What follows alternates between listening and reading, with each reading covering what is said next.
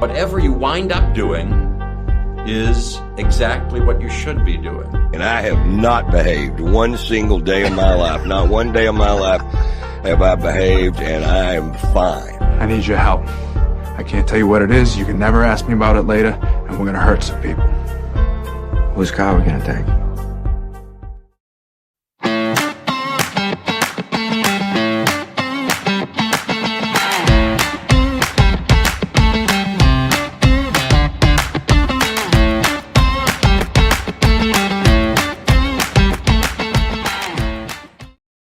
Hello. Thank you for joining us on the Nikki Medoro Show on YouTube. I hope you guys are having a wonderful day, no matter what the time is when you're watching this. I got the reason I'm talking like that is I got about 2 notes within the past 5 days regarding being able to catch the show in replay and wanting to catch it live. And so that's reminding me, and I have to continue doing this throughout the show because I know some of you joined in the middle. This show is moving time starting in a couple of weeks in August. We are going to move to the mornings. It's going to start at 9 o'clock in the morning Pacific time. So if that works better for a lot of you, because I'm getting a lot of excitement. I think a lot more people will be able to join live when we start moving to the morning. Of course, it'll take some time for people that missed the announcement, but that will be starting soon. But until then, fabulous show. Today, of course, we're going to talk about Trump being sent that Target letter. I don't know why he's surprised. He acts like he's surprised about things, but of course, the grift has begun. And so we'll get into that. We'll also get some reactions from some of his opponents for the Republican nomination for president, that being Ron DeSantis and Nikki Haley. Talk a bit about pay. Oakland Mayor Sheng Tao is basically doing what I will say I give her props for.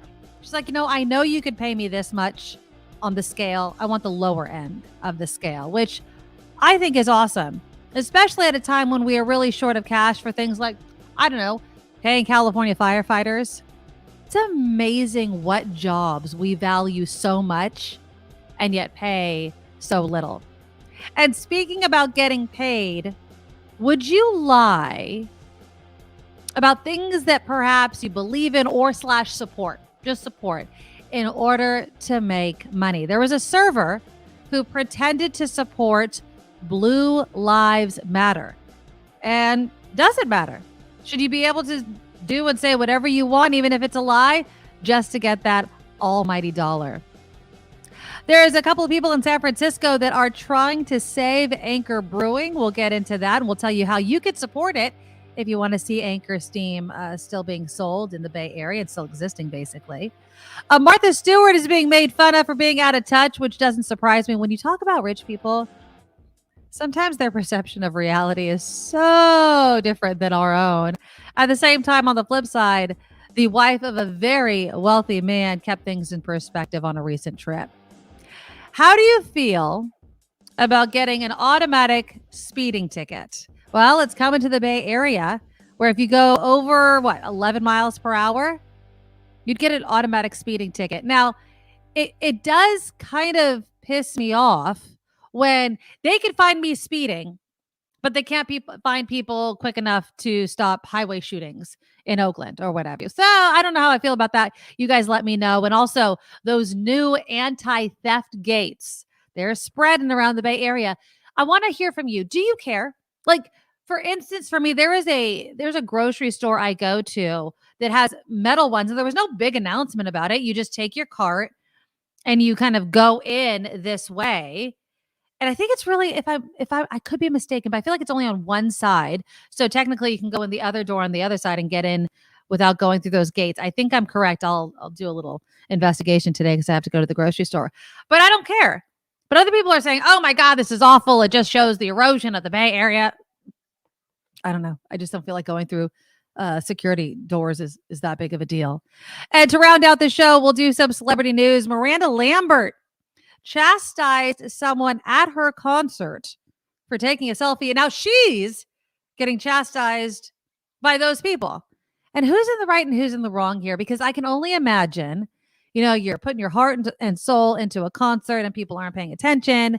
They're taking selfies, they're doing whatever. But at the same time, they're excited and they paid to be there. So should you be chastising somebody that paid to be there. There is a series that has gotten a waiver from the Screen Actors Guild to continue production. Have any of you guys watched The Chosen? It's a series that has to do with Jesus. Anybody? My parents love watching it. I have not watched any of it. I hear it's very, very well done. But yeah, apparently they can continue production. They got a waiver from SAG.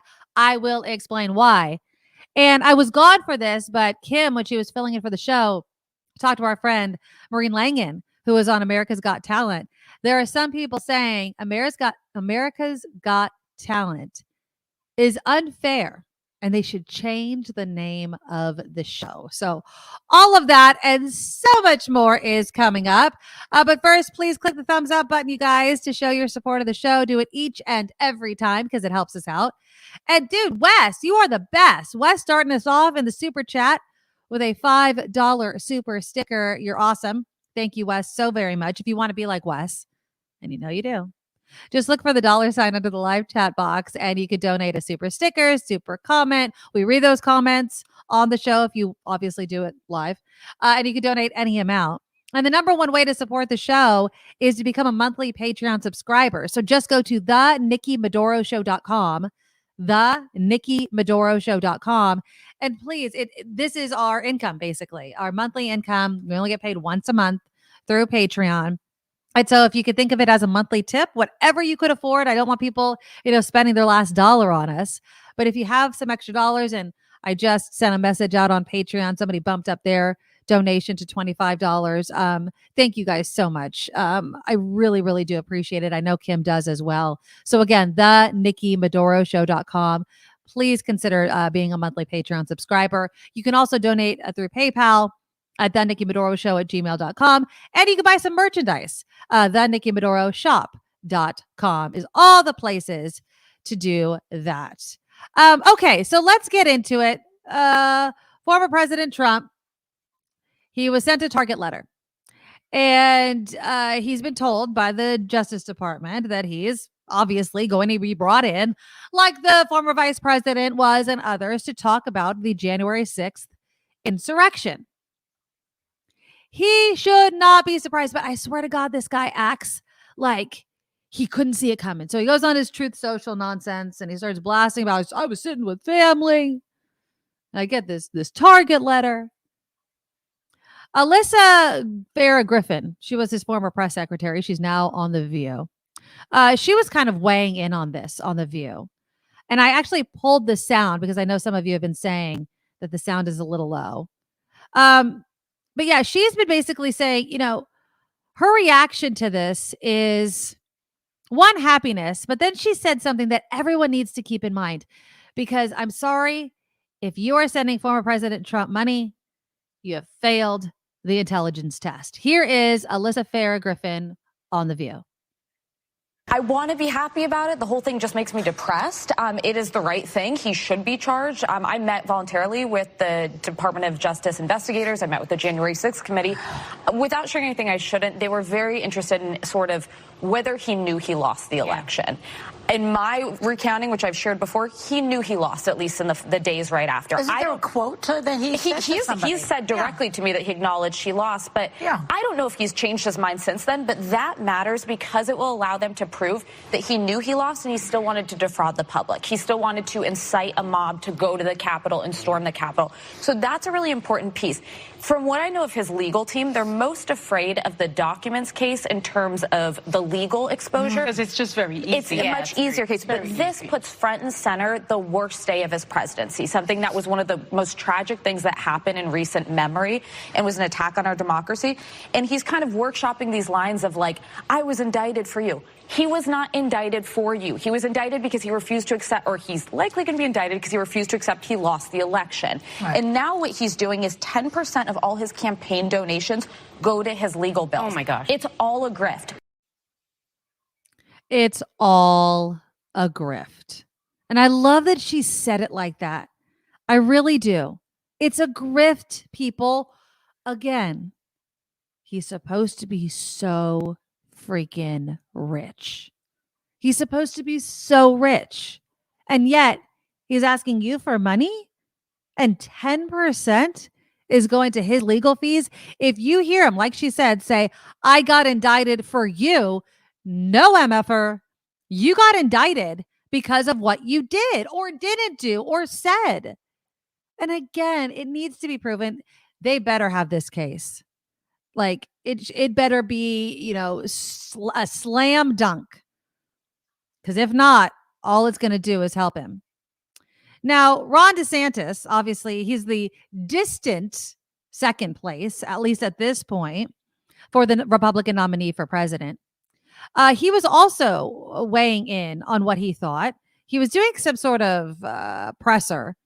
And so he was basically asked, what he thought about, obviously the letter, but January 6th in general. Now, I'm going to play you the sound again.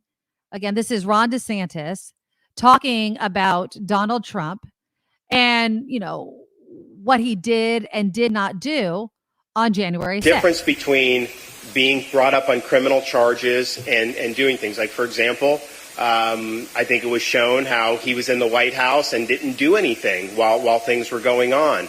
He should have come out more forcefully. Of course that. But to try to criminalize that's a different issue entirely. And I think that we want to be in a situation where, you don't have one side just constantly trying to put the other side in jail. I just love how he says it like that. Stop trying to put us all in jail. Well, stop committing alleged crimes. Like, just stop. And the people are like, oh, they've been after Trump because Trump has had this reputation before he ever made it to the White House. And that's why he had that Teflon Don nickname. Nothing could stick. But it makes you wonder, right? If somebody is constantly being the subject of alleged charges, some would argue, well, they can't get it. They just don't like the guy. I mean, it can't just be that. So we'll see. We will see if this target letter is going to do anything to Trump's popularity, to whether or not he still becomes or remains the front runner. Now, Nikki Haley is also, she's going to be part of the debates. She was asked recently on whether or not, this is going to impact Trump's campaign and what he should do, for the sake of the country, for the sake of the party. Here again is Nikki Haley. I mean, the rest of this primary election is going to be, in reference to Trump, is going to be about lawsuits. It's going to be about legal fees. It's going to be about judges. And it's just going to continue to be a further and further distraction. And that's why I am running, is because we need a new generational leader. We can't keep dealing with this drama. We can't keep dealing with the negativity. We can't keep dealing with all of this. We've got China that's literally trying to be at war with us. You've got Iran building a bomb. You've got North Korea detaining a soldier and testing ballistic missiles. We need to focus on the debt and the lack of transparency in schools and crime and the craziness on the border. We can't be sitting there focused on lawsuits over and over again. And so, when it comes to the debate, what I'll say is, we can't complain about Biden not debating RFK if Trump is not going to get on the debate stage and stand next to us. I have never known him to be scared of anything. I certainly don't expect him to be scared of the debate stage. And so I think he'll have to get on there and he'll have to talk about these lawsuits and how we're going to get past it. You're suggesting he's not going to be there?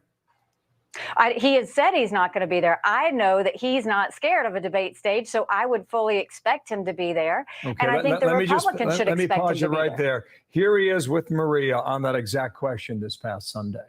Watch. Are you participating in the upcoming debate?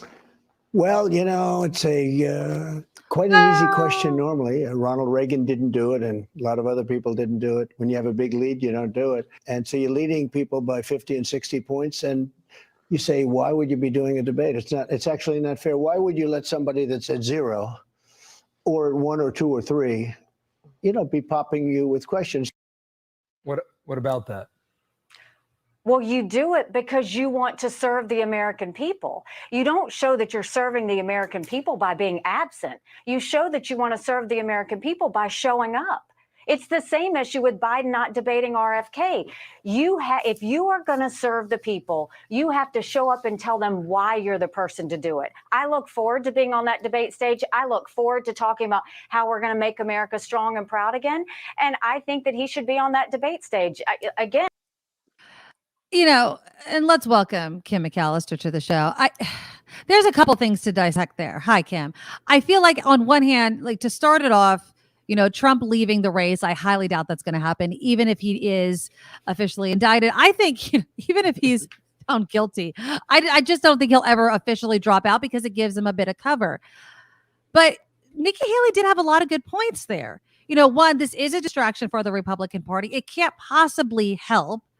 I do think that it hinders Trump, especially if he becomes the nominee against Biden.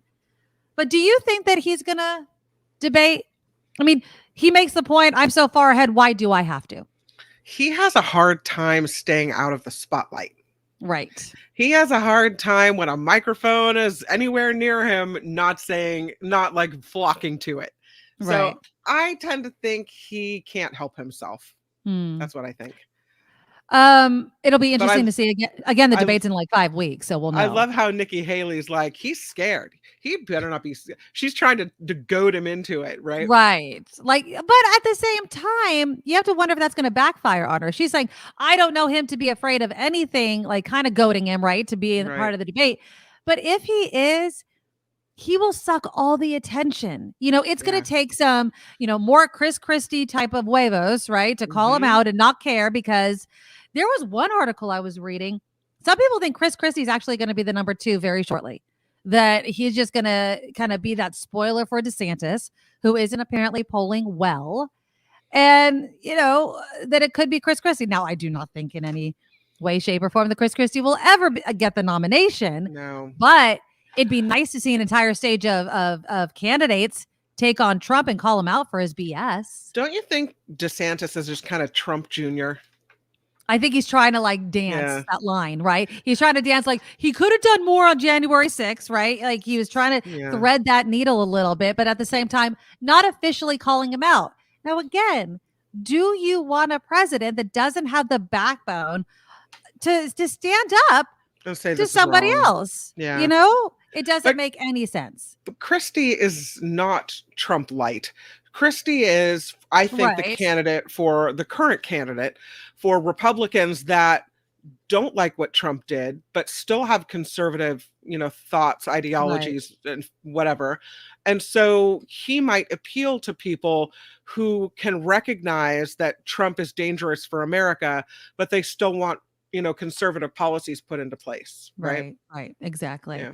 Now, what do you think about Biden debating RFK? Nikki Haley's been, and I feel like they're just doing this as a spoiler, right? Like you want to draw, obviously, some Democratic votes away from President Biden. And so, of course, you want him to debate somebody, even if it is RFK. Do you think President Biden should debate RFK and any other possible candidates that come out? I think that RFK, giving him a platform and a stage to spout conspiracy theories is irresponsible. If there was a legitimate candidate, that, okay, let's throw some out there. If Buttigieg, if Harris, if Newsom, if, pick a candidate that isn't spouting conspiracy theories, falsehoods, and maybe needs some mental health care, then, okay. You can make an argument that a sitting president should go and do this debate, but I don't think giving a platform to a conspiracy theorist is a worthy endeavor. Now, Randy, I'm assuming that you have a typo in your comment, but he says if RFK Jr. continues to poll as he does, I think Biden needs to debate him. RFK is currently polling at, he says 205. I don't know what you meant. I just did a quick Google search, but this was from like almost a month ago. Let me see if I could find the latest poll between Biden and RFK. Okay, so the Washington Post says RFK Jr. is surging, but only amongst Republicans. Democrats largely support Biden. So let's see. So Biden, the YouGov asked the Democratic primary voters how they plan to vote. The results have been about the same. Biden gets between 62 and 67% of the vote. Kennedy, 8 to 12. Marianne Williamson, who also ran in 2020, gets between 4 and 6%. I don't think Brandy that's high enough to make it. You need to. Democrats are believers in science for the most part, right? Democrats are believers in things that are reasonable, rational, logical, scientific, things that make sense. Am I wrong? Yep. I mean, tell me if I'm wrong. No, the thing they're not going for RFK. Yeah. My conservative friend, who we always have, very civil conversation. She's like, well, why doesn't he date RFK or debate RFK? And her even saying that to me spoke volumes. Like, who you guys have never talked about RFK as a legitimate candidate before. Now all of a sudden he's coming out with his wackadoo ideas, and you're like, yes, he's a spoiler. You don't. And that's the thing. Like, I want a good president. I don't want just somebody that's going to be a spoiler for the opposing side, quote unquote. Right. He's wackadoo. And so I told her, I said, listen, if you have a major platform and a big microphone where people listen to you, it is your duty and responsibility to have facts, to have evidence, no obscure Wikipedia pages or some nonsense. You could put anything on the internet, people. Right. Anything you want on the internet. And that is like the way RFK speaks. I heard this nonsense. The COVID only targeted blacks and whites, and it didn't target Ashkenazi Jews. Are you freaking kidding me right now? And he says it like it's fact. And that is what makes RFK dangerous. Now, if you want to be honest, conservatives, and say, we just want him as a spoiler, fine. But be honest about it. You sure as hell don't think that RFK is going to be a good candidate for president. Stop it. Just stop it. Oh, yeah. And so Randy says 12% gets you on the debate stage. But Tony says waiting to hear anything of facts from RFK, debating him is dumb. Shouldn't debate just because of the polls. I'll disagree with you a little bit, Tony. Like, look, honestly, but we're talking about an incumbent president. Right. For an incumbent president to debate, he would have to be in jeopardy within his own party. Right? Like, he's not in jeopardy within his own party. He's got the nomination. To debate would be to say that we do not believe the incumbent president should run again. Now, of course, that's another debate, but we don't have another candidate worthy of taking over Biden. We just don't. So no, I don't think that Biden should debate RFK. I don't think that RFK is responsible with his messaging to the public. I think that he's counting on the rise in people that love to believe conspiracies and anything they read on the internet. And so that's that candidate. Knock yourself out. But any conservative that says Biden should debate RFK, you're just looking for a spoiler. Stop it. It's not. Again, it's irresponsible. Yeah, exactly. You're giving him a bigger microphone. Yeah, you can't do that. I mean, unless you want to spread more falsehoods and more conspiracies amongst the American people, which, do we really need that? We've already seen what that causes. Yeah, exactly. Just because he has Kennedy in his freaking name does not make him qualified to be president. Stop it already. Just stop it. Yeah, and just leave it with this last comment from Tony. Debate the other Republicans. Exactly. If RFK wants to debate, go ahead. Go put your ideas up there. Yeah. If conservatives like him so much, then there you go. Welcome him aboard, right? Welcome him to yours. Exactly. Let's switch gears a little bit. Thanks to everybody that was weighing in on that. You like to see people in positions of power try and do the right thing, right? Oakland Mayor Sheng Tao, she is due for a raise. Apparently, it's in the city charter that it mandates the mayor get a pay bump. But there is a scale. People know what scales is, right? There's a high end, there's a low end. And Mayor Sheng Tao said she believes that she should get the low end of the raise. She says this. She says, this year, given the significant financial challenges the city is facing, I urge the city council to set the mayor's salary at the lowest amount legally required by the city charter. As a leader, I know this is in the best interest of the city's fiscal health and is also the right thing to do. The reason why I bring this, don't you feel like it's always the right thing to do? Like, not to be, to deny people their wages. Okay. And absolutely, you put the work in and everything like that. But you're hard pressed in this economy right now, even though, the economy actually is flourishing and everything. People have a hard time making ends meet. And when we talk about unions and worker pay compared to CEOs, which I'm going to kind of compare the mayor's office to like a CEO, it's nice to see that those in power don't want to get every single dollar, even though many could argue that they don't work as hard as the lower paid workers, right? I mean, you look at a CEO, and I'm not saying the pressure isn't a lot, the education, there's a value to all of that. And I am not knocking it. But a lot of people give their blood, sweat, and tears for minimum wage or a little above. And it shouldn't necessarily be that much, or it shouldn't be that way when the CEOs make so much money, when there is such a disparity, right? So I applaud Mayor Shangtao for doing that. And then on the flip side, it's the value we place on certain jobs that just gets to me. We talk about teachers all the time on the show. Teachers are so underpaid for what is the most important job, arguably, there is, educating the next generation. Mm-hmm. We give these people, our children, which if you're a parent, one of the most valuable things in your life. And for 8 hours a day, we give our children and their minds to teachers, and yet we argue about how much we pay them. Another vital job, of course, is first responders, emergency officials, firefighters. So apparently, California continues once again to face a shortage of recruits for fire departments. So Senator Alex Padilla is advocating for higher pay for federal firefighters. Many start at $12 to $15 an hour. It's crazy. Cal Fire firefighters start at $20 an hour. You could not pay me $20 an hour to run into a burning forest. Not happening. Not happening. It is dangerous. It is scary. So apparently there was a temporary increase in pay, but it expires September 30th. So this bipartisan bill would need to be passed to be made permanent. If it's not, 11,000 federal firefighters will have to take a $20,000 pay cut.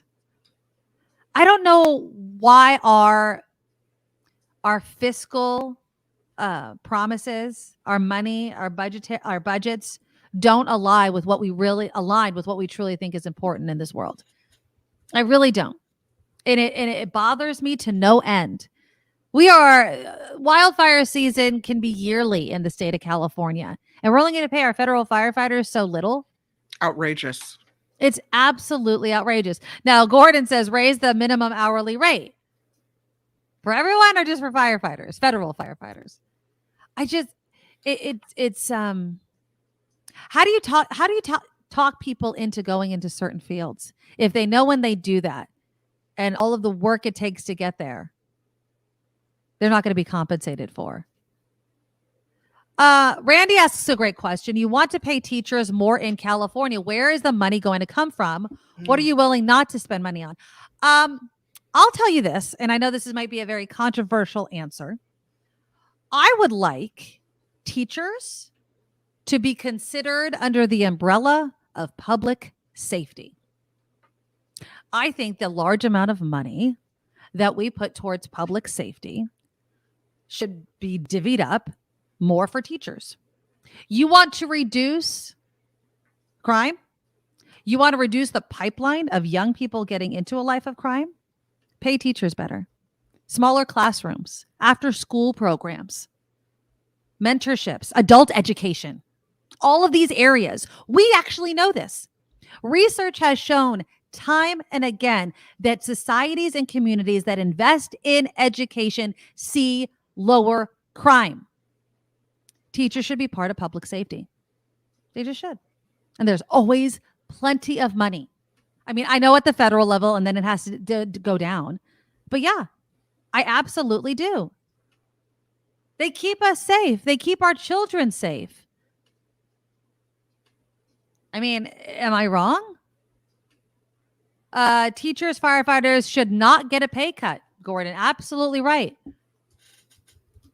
Calvin says, in the old days, CEOs got 20 times the average worker. Today, 400 times more than the average worker.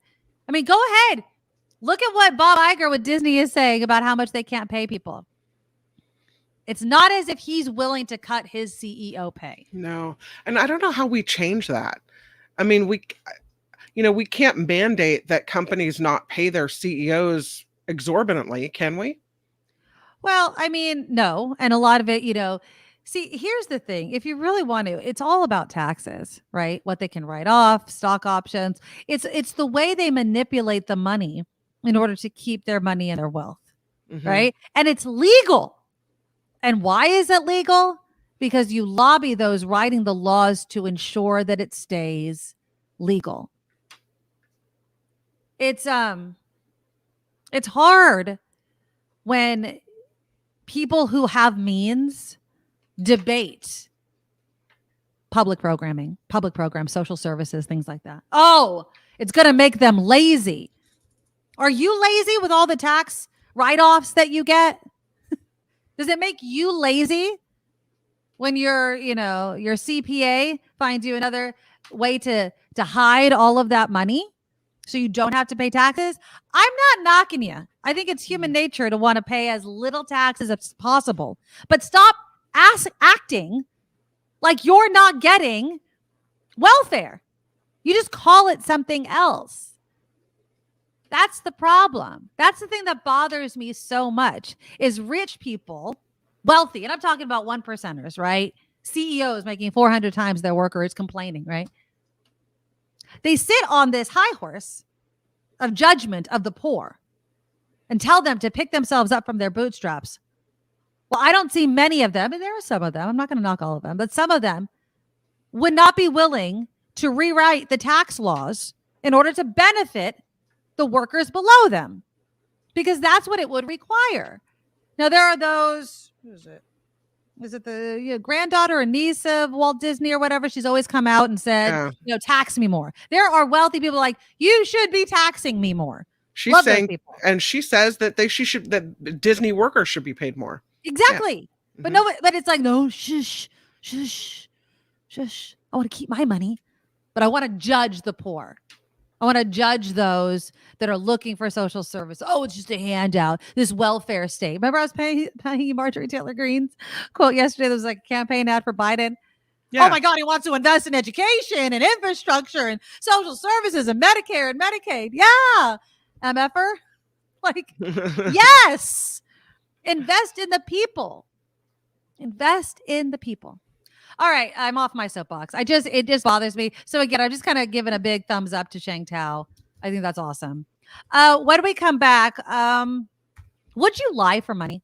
Kim, would you lie about supporting something you didn't really support? Just if somebody said, I'll give you a bigger tip or something like that. No. You wouldn't? Well, I mean, it depends on the scenario. But generally what you're talking about, no. Okay, so there was. Would I tell people go buy this thing? Would I support an advertiser? Right. Great example. Like, would I have done that? No, I wouldn't do that. So there is this server who lied about supporting Blue Lives Matter because she was serving a bunch of cops. They're chatting her up and what have you. And so she, of course, blew herself out because she made like a TikTok or something about it. But she's like, yeah, I just lied about it. I said I supported it, even though I don't. Yeah. Because it got me a bigger tip. Is she wrong? Or is it okay to just kind of lie and be like, thanks for the money, take the money and run? She didn't really have to do that, though. Well, I'll lay out the scenario when we come back. But no, she didn't. You're absolutely right. She did not have to do it. I think it was kind of reading the room type of thing. Also, when we come back, we will dissect the effort to save Anchor Brewing.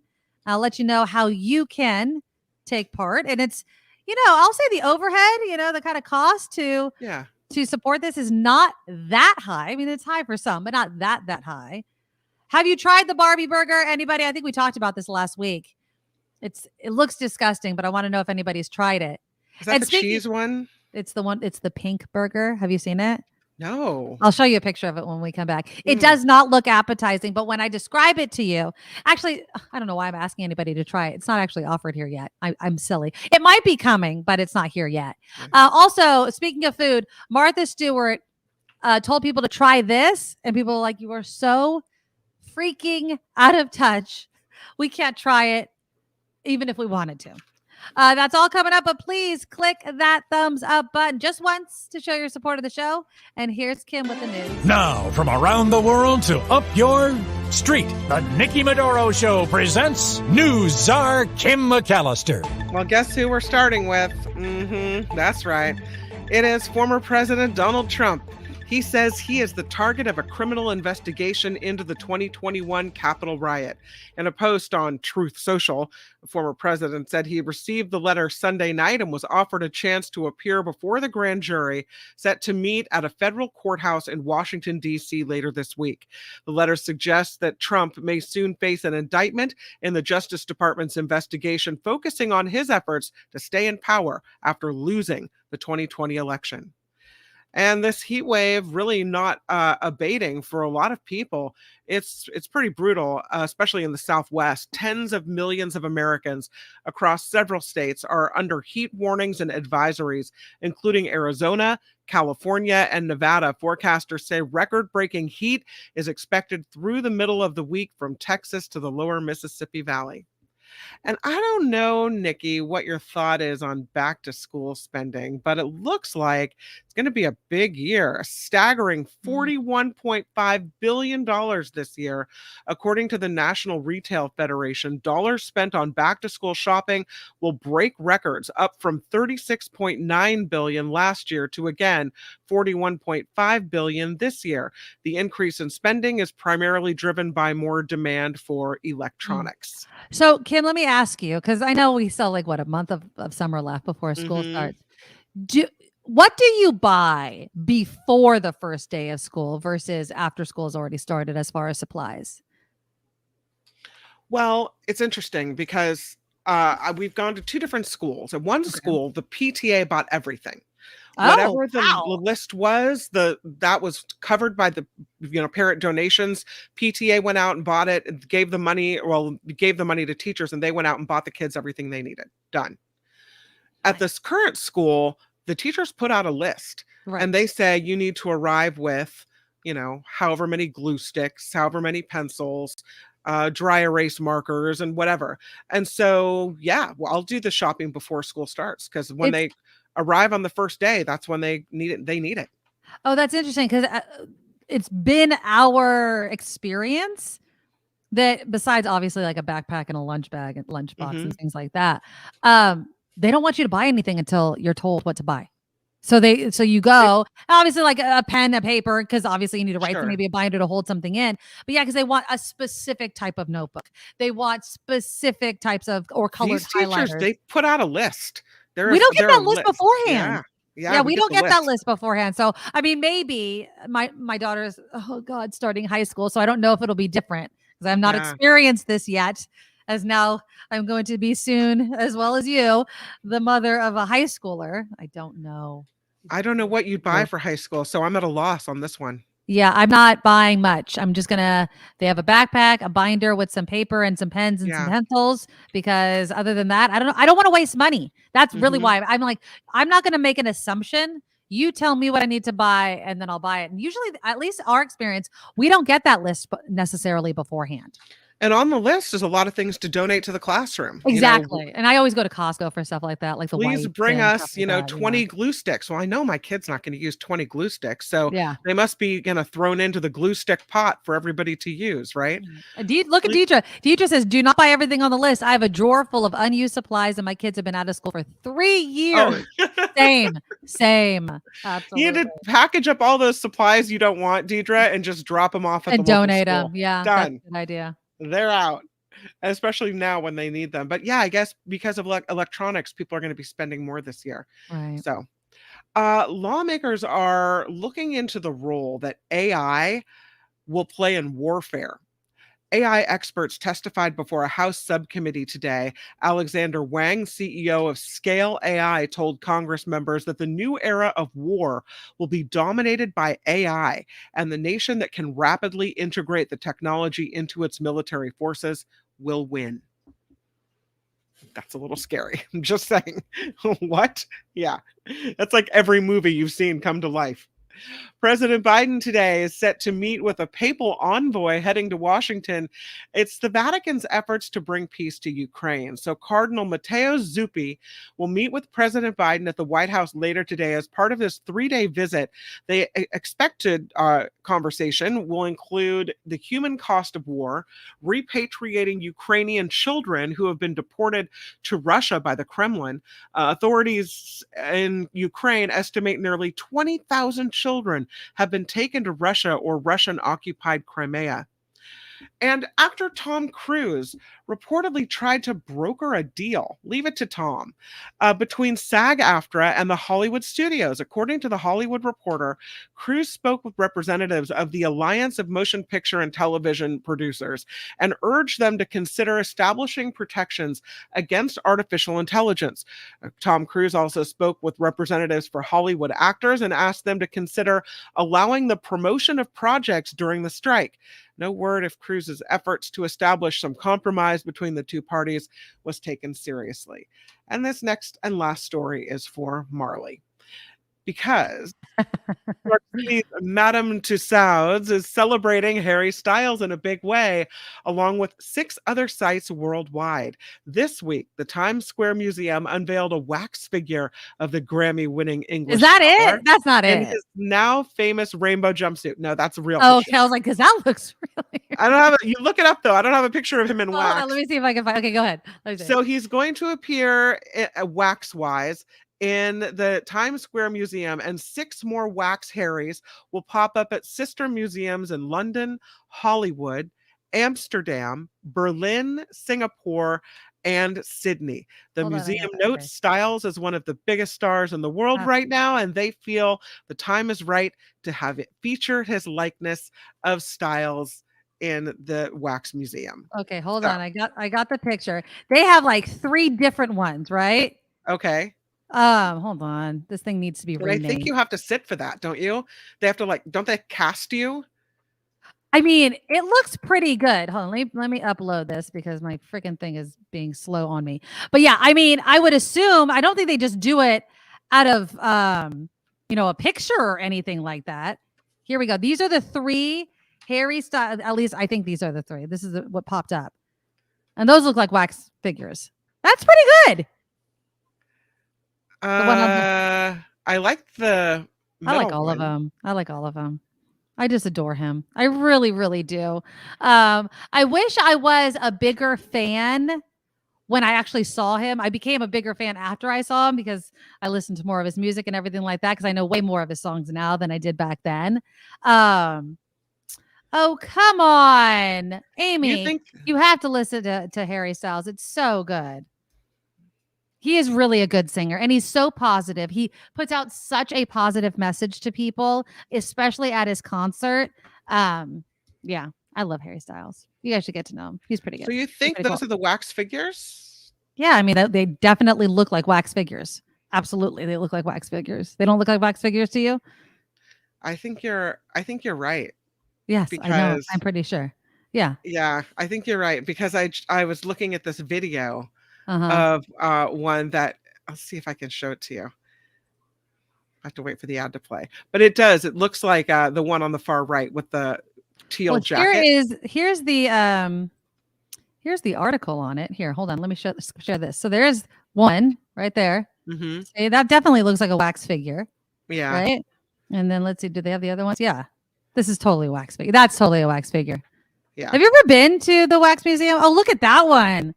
That's a nice one.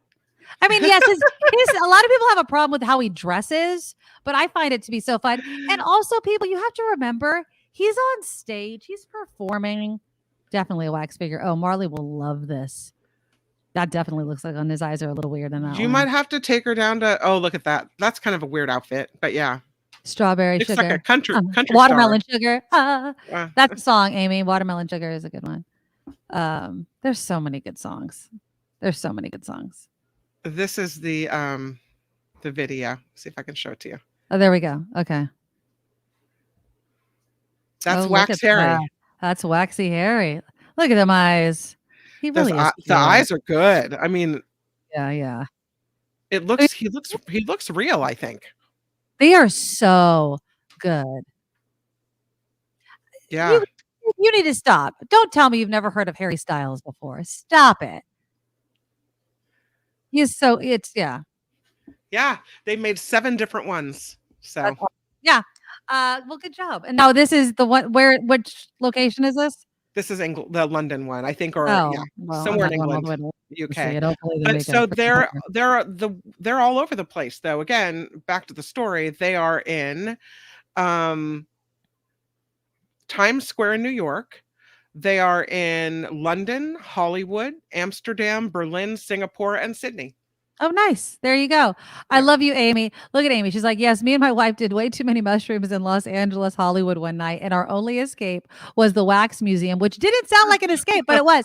I went with my husband and one of our close friends to the Wax Museum. I had a ball. It is so much fun. You don't think it is? They look so real. And it's, you're just taking a bunch of selfies with these wax characters. It was really, really fun. There used to be one in San Francisco at Pier 39, but I don't know if there's still. I think it might be. I don't know. I haven't been to Pier 39 in a long time. Yeah. But that's awesome. Well, good. There's Harry Styles. Go check out his music because honestly, he really is a really good artist. So there you go. Yeah. And off All right, that's Kim McAllister. Yeah, that's it. The end. Party over. I should note, I'll end the newscast by saying this report and this show is crowdfunded. Yes. We count on you to fund the show. Thank you for anything you can do. We have Patreon and PayPal accounts set up at thenikkimedoroshow.com. And of course, Super Chat is live. Yeah, and Denise just came in with a $20 super sticker. Thank you, Denise. Wes starting us off with that $5 super sticker. So be just like them. Yeah. There you go. It's awesome. All right. So what would you do for money? Money. Okay, so if you're a server, you work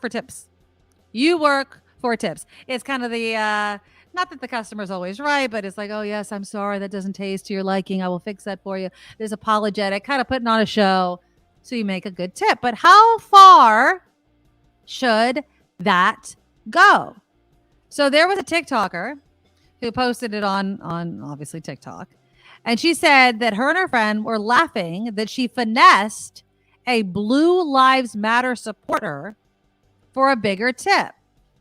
So in the clip, the two women are seen giggling, and the text reads, when she agreed with the Blue Lives Matter MFer, she was serving at her table and got a $25 tip out of it. She says the man's bill was only $50, and that's on code switching. So $25 on a $50 bill is huge. So here's my question to you. Was she wrong, or is it just part of the job? And what's a lie? I mean, okay, so would I smile if I didn't feel like smiling? That's part of my job, is to be pleasant and personable, right? Yeah. So, I mean, I guess internally I'm lying to myself by putting out this, version of myself that's not true, right? If I'm, have this facade where I'm like, how can I help you today? And when maybe I'm not really feeling it. Right. That's different though. I think that's part of the job. But to lie about an issue like that, I don't know. I would have a hard time looking at myself in the mirror and thinking I'm a good person. It is a tip though. It is a tip. Now, here's another question. Would you do it just to avoid conflict? What if you were sensing that this cop was a little aggressive, like kind of watching you to see how you would respond to the comment, and so you agreed that way? I smile and say, would you like more coffee? I'm not going to get into a political debate or a discussion over ideas with someone at a table. That's inappropriate. This is not the time or place for that. Let's ask our friend who just clicked in, and I haven't seen his face in so very long. There he is. Look at Chip Franklin is here. Chip Franklin. I saw you in the chat and the comments. How are you, my friend? I'm good. I just was thinking of you, and I looked up in your show, and I do pop in occasionally, and to listen and watch. And so it's good. fun. It's interesting. You're talking about tips because to me, that was like waiting on a table encompasses everything you need to be successful in life because people are going to screw you over. Some people are going to really surprise you. It's hard work. You never know when people sit down what they're going to be. You have to try. And I learned more waiting on tables than any other job I ever had.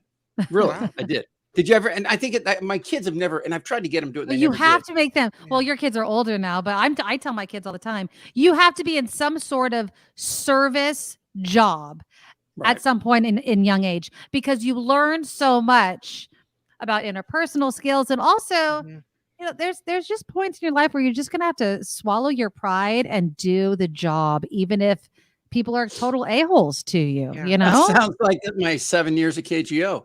But yeah, Suck it up, Buttercup. But would you lie about believing in something that you didn't like? Would you agree with, Blue Lives Matter, right? And the person's just saying, okay, just to make that tip? I mean, is that okay?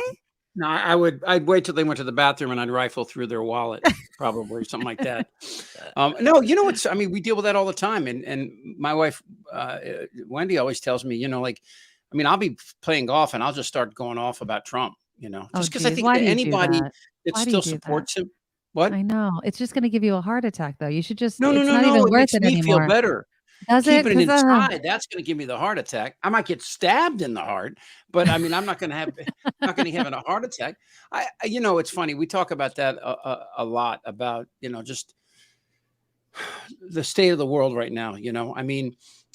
I've actually looked at property in Vancouver, British Columbia. If he got reelected, I'm gone. You're so full of crap. You are not going to leave. If he becomes president again, I'm gone. I might even go to Barcelona. Why Barcelona?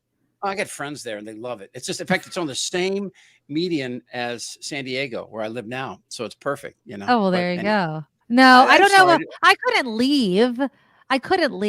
Well, you're young kids. It's harder for you, Exactly. I tell my kid, I was literally just asking James, my husband, the other day. I was like, "Do you ever think about just moving and being like, life could be so much easier somewhere else?" But then I was like, it's naive to think that way.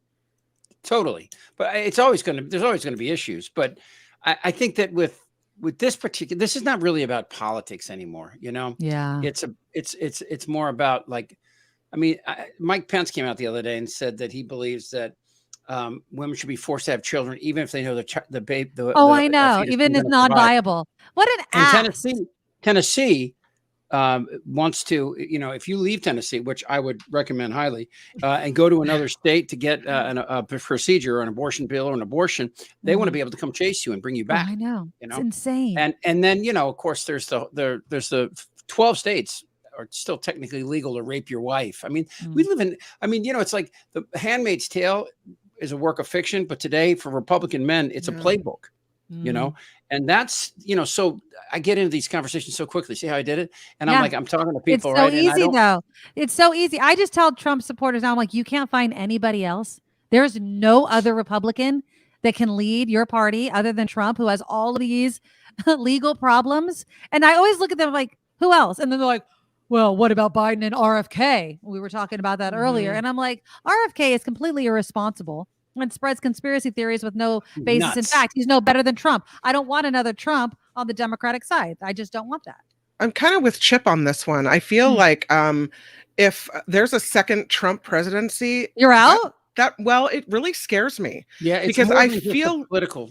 I feel like it will be he will be emboldened. That Republicans will be emboldened. That rights will be whittled away at a rapid pace. I feel it's going to be really bad for America. So you're just going to up and leave? Well, again, with little kids like we have, it's hard. But I can see Chip's point in a big way. I can too, but I feel like we say it and then it's so difficult to leave. How about Chief Justice Ted Cruz? If that's not enough to get you out, right? I know. And that's the scariest part is what Trump has done. Oh, he wasn't that bad. He appointed 3 people and it's just insane. It's insane where our country is heading because of it. I did stand up the other night and I had a joke about, this is a new joke I did. It was one about all the jobs that I've had. I told you this when I used to work at a hotel overnight shift. You know that joke I did? I don't know. And one night when I'm working, and a guy comes in with his family and he comes up to the counter and he goes, I hope the porn's disabled. I go, no, it's regular porn, you sick bastard. What's wrong with you? That's pretty good. But, That's pretty good. so anyway, so I did that. And this woman comes up to have a shoot. She goes, you're making fun of the disabled. And I go, what is wrong with you? What are you doing in a comedy club? So, but I'm one of the wokest people in the world. Like I carry it like a badge of honor. And there's nothing wrong with that. Yes, exactly. No. And I think that there's something about, that's the area, that's that gray area that, Gretman, the governor of Michigan, Whitmer, I would love Gretchen, her. I've heard her speak. She, she's no BS. She puts the woke thing in just the right situation. And, and Biden, Biden over Trump any day, 8 days a week, that's not a problem. Absolutely. But, I do understand that, Americans look at this and they go, wouldn't it make more sense to have somebody who was, I guess more closer to the mean age of Americans, which is probably like 54 or something. I mean, not 54, it's probably like 44 or something like that. But it is interesting. We're getting older and, with Social Security. And I saw that, JD Vance talking about that the other day, that the Democrats are trying to take your Social Security away. I'm sorry. What am I doing a talk show here? I came by to say hi. I know, but I love, I'm going to have to talk topics with you. Are you kidding right now? But you have to explain why the hell you're called Adam Jones now. That your alias. That's Adam. Oh, you know what? Is that how you sneak up on me? Is that how you're doing it? No. Adam is hang on a second. I'm coming. Adam is a friend of mine. That's his way to get out of it. I know, right? No, it's funny. I didn't even notice that. He's a former Major League Baseball player, and I do his podcast for him. He was a 5-time All-Star from Baltimore. Okay. And I did that for him yesterday, and I obviously forgot to change it. I never go out. I mean, I really never go out anymore. You're just a recluse. I would love to do a show again. Do a show just like this you guys do. Yes. But people don't understand the tremendous effort you guys put into it and how much time it takes to do it right. I mean, that's why people should be pouring money into your coffee. Yes, they should. Thank you. Thank you. Well, you are welcome anytime. So just hop on whenever you're here. I am changing the time of my show though, starting in August. I'm going to be to what time? 9:00 in the morning. To what? 9 to 11? Yeah. And when is Mark's show? He's going to move to 11 to 1. Yeah. Oh, okay. So I would have to do 8 to 9 then. You'd have to do something, yes. Or you could just always come on. 8 to 9 I could do, and I could, Brian Karen would do it with me too. Brian? I know Brian. You've had him on. Yeah, the White House correspondent. He's the guy, for those of you who don't remember, he's the guy that asked Trump, are you going to leave office if you lose? Remember that? And Trump was like, just. He's like a Playboy reporter. Yes. Yeah, that would be fun. But I mean, it's again, what you do. And I know how hard you work at it, both you guys. This is such a great opportunity for people to, to continue carry on, but KGO at its highest point. It's a lot of work, but we like doing it. And everyone in the comment wants to see you from 8 to 9, dude. So, and you always have a seat here if you want to come on anytime. So I will miss you guys. We miss you too. Good to see you, Chip. Bye. Bye, Chip. Pop me out of here. All right. Yeah. Oh, it's so great to hear him and see his face. I know, right? Yeah. I know. I love seeing his name in the comments. All right. Well, we got put off base a little bit there. Where was I? Oh, I still want to talk about this though. I have a couple minutes before we do. Yeah, go ahead. Let's talk about the effort to save Anchor Brewing. So apparently there are 3 people in San Francisco that want to save Anchor Brewing. Their names are Matthews, Whitcomb, and Walsh. Okay, I'm just going to use their last name right now because that's what I put down. Mike Walsh, Steve Matthews, and Kyle Whitcomb. They are trying to save Anchor Brewing because what's going to happen is, just to catch people up if you don't know, Sapporo actually bought Anchor Steam and did not do it right. And now Anchor will enter a process called assignments for the benefit of creditors. And basically, it's instead of bankruptcy, the company's assets are going to be sold off to pay back the creditors. Now, once that starts, Anchor and Sapporo will surrender all control over the brewery's future, and bids will be submitted through an assigned liquidator. I'm going to show you some pictures because I pulled pictures of these guys. So first off, here's Mike Walsh. There he is holding Anchor Steam. He's cute.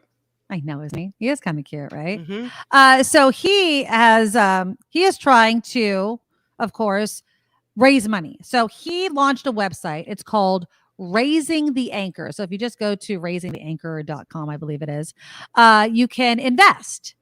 He said he'd consider a crowdfunding component, which would allow Anchor fans to invest in the comeback at the low entry point of $1,000. Now, I know for some people, I thought it was $100. I thought it was $100. No, $1,000. Okay, that's the crowd. At least that's according to the article in the San Francisco Chronicle. I mean, I didn't invest, so I don't. I haven't gone through the process, but yeah. So if you go to Raising the Anchor, let me bring up the website just to get, Raising the Anchor.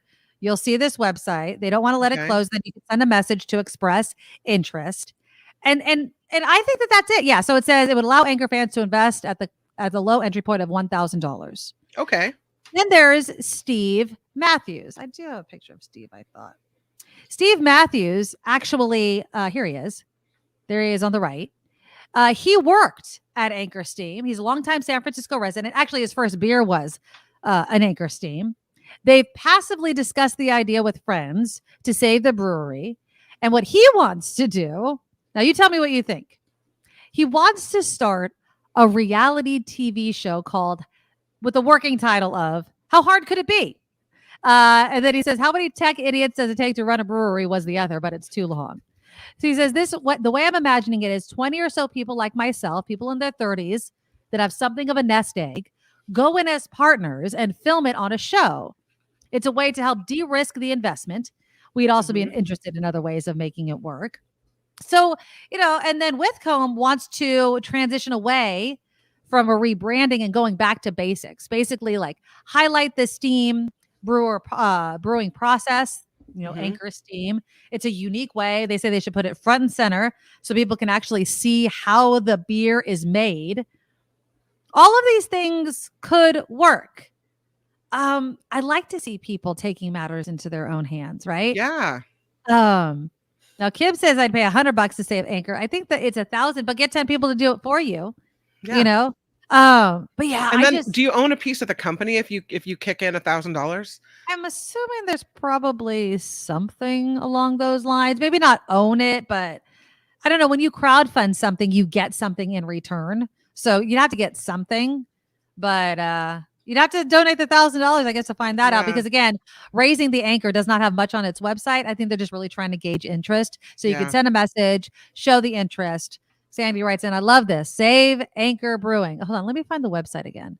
Make sure I have it right. It is raisingtheanchor.com. I'm going to share my page with you guys so you guys can see what it looks like. Here it is. So raisingtheanchor.com, RAISING, the anchor, common spelling.com. And there it is. And you just say they can't let it close. And then you just send a message to express interest. And there you go. So figure it out. Don't you think it would say something if, how wanted this company is, this beer is, what have you, if people from the Bay Area kind of got together and made it happen? Yeah. And it's nice. You're being called out, Kim. Oh, what did I say? Let's take a moment for a double standard here. Nick, our good friend Nick, is calling you out. Kim's knee jerk, he's cute. If a male host says she's hot as the first comment, he gets labeled a pig. Disgusting. But I will disagree with you here, Nick. She didn't say he's hot. She said he's cute. If a guy looked at a picture of a woman, it's like she's cute. She might get a little bit, but not as bad as that she's hot. She's hot makes it sound like you want a boner, I thought about that when I said it, but then I thought to myself, well, I'm not saying it in a lascivious way. Like, thank you. That's Oh, what matters. he's hot, so we should go along with his plan, or he's not good looking, so who wants to go along with him? It's a good picture. You could have said that's a good picture of him. I don't know what a good picture or a bad picture is of him because I don't know him personally. Right. But he's a good looking guy. I don't know what's wrong with saying, so you shouldn't comment on anyone's appearance. Okay, we just don't do that. My bad. I'm sorry, Nick. You're right. My bad. I'm sorry. I rescind. I take back the I will comment. not take it back. That is a really I nice take picture of him. it He does back. look kind of cute.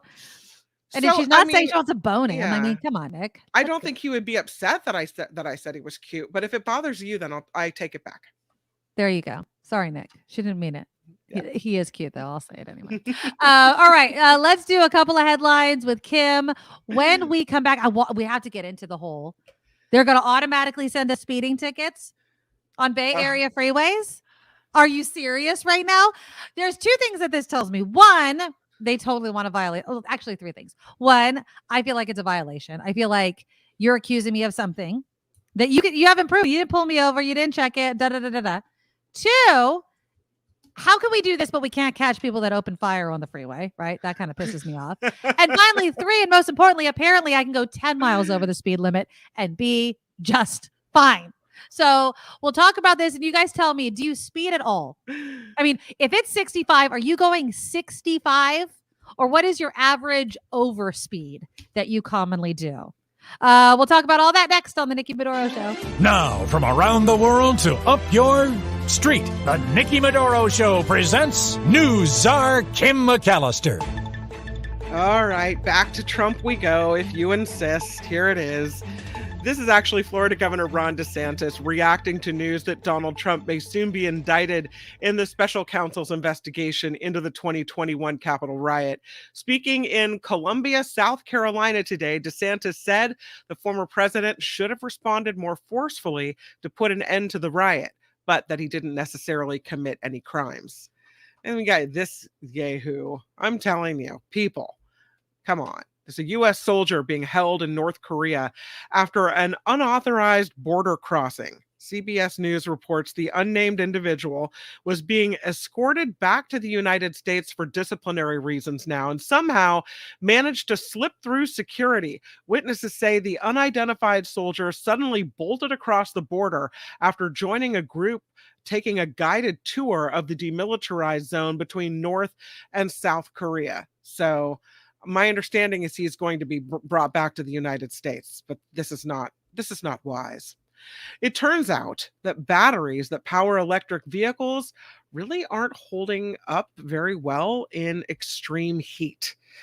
According to experts, extreme heat makes a battery work harder and it less efficient. EV drivers will start to notice lower charging capacities in the heat. The best advice from experts: do what you can do to keep your EV cool. And this is kind of a disturbing story. There is a new study that shows those over 65 years old with dementia are 4 times more likely to die within the first 6 months after starting to take an opioid to deal with pain. The research presented at the 2023 Alzheimer's conference in Amsterdam also shows they're 6 times more likely to die if the opioid is a stronger one, like fentanyl, morphine, or oxycodone. The Alzheimer's Association's chief medical officer says potential analgesics can impact automatic functions such as heart rate, breathing, and swallowing, which older patients may already have issues with. So that's why. On to a lighter story, unless you're Taco John's. Taco John's throwing in the towel on its Taco Tuesday trademark. The decision comes after rival Taco Bell filed a petition with the U.S. Patent and Trademark Office challenging Taco John's 3-decade hold on the term. The CEO of Taco John says the company is dropping its fight to defend the trademark to avoid the legal fees. So Taco Tuesday is free for everyone to use. Woo! Everyone was using it anyway, so there you go. Happy Taco Tuesday Taco to you. Tuesday today. It is. Make Happy some Taco tacos. Tuesday. There you go. And lastly, 2 huge blockbuster films are expected to rake in major cash at the box office this weekend.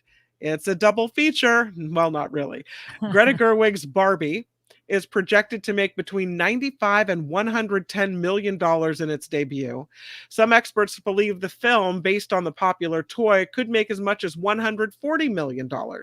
Meantime, Christopher Nolan's Oppenheimer is expected to make $50 million in its first weekend. The 2 new films, plus the second weekend of Mission Impossible: Dead Reckoning Part 1, are expected to give the box office one of its best weekends in a really long time. Well, they're really hoping that happens. They're really, really hoping that happens. Since you mentioned it, I'm just going to show the picture now so I don't forget. This is the pink burger. Okay. So now this pink burger has the pink. What's the pink stuff? Yeah. The pink stuff is a pink barbecue sauce. So there's a bright pink sauce that they say is like a smoky pink sauce, so like a barbecue sauce. There's crispy diced bacon.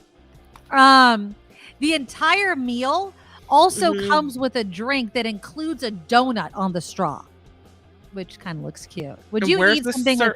Now it's only served in Brazil, but I think it might be making its way to the U.S. We'll see how it does in Brazil first.